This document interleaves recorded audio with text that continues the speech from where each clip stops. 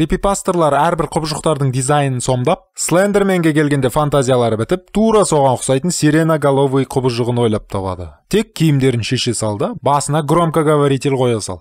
Енді 2021-де телевизор құйрық, 22-де iPhone алақан атты құбыжықтар шықса таң қалмаймыз. Данное существо крайне агрессивно и опасно для людей. Оно ведет хищнический образ жизни. Сиреноголовый жан-жануарлармен қоректенеді, керек десең адамды да жек қояды. Бірақ ол тығылып шабуылдаудың орнына мардымсыз дыбыс жиіліктерін шығарып, алдында тұрған жемін үркітіп жіберетін тәсілді таңдағаны қызық екен. Әрине, осыдан кейін бұл азбағанда мен азам ба?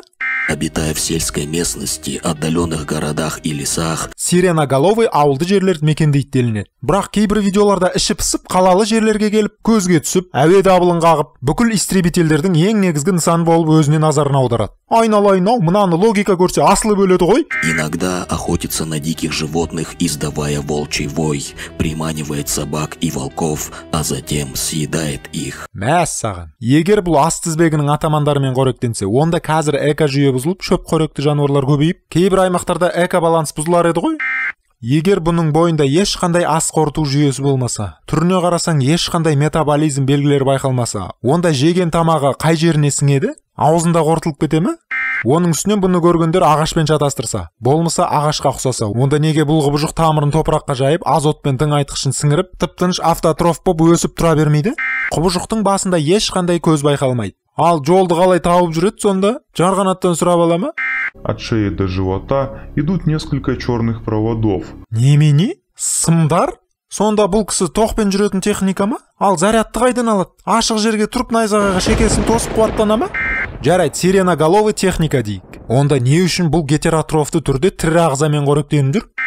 А жертвами сиреноголового являются путешественники и туристы. Соған қарағанда саяхатшы мен туристердің ғана еті тәтті болады ғой деймін. Впервые в современной истории сиреноголовый был замечен в 1966 году. Аха, құбыжықты ең алғаш 1966 жылы байқаған екен. Ал бұқаралық ақпарат құралдары 54 жыл бойы газет журналдардың беттеріне бұл сенсация туралы ештеңе жазбаған ба сонда? Әй, ең бастысы менің сүйікті Голливудым қайда қарап отыр? Ендігі бірнеше толық метражды фантастикалар шығып, Кинг-Конгпен шайқасып, танысты жамбасқа лақтырып, Пеннивайзбен канализацияда шай ішіп отыратын еді ғой?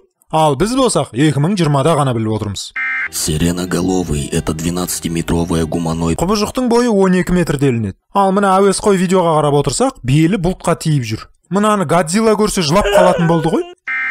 Әдеттегідей операторлар тылсым нәрселерді түсірерде, сапасын ең төменіне қойып, басты рөлдегі құбыжықтар кадрда анық көрінбейтіндей етіп, қышып камераны жыбырлата бастайды.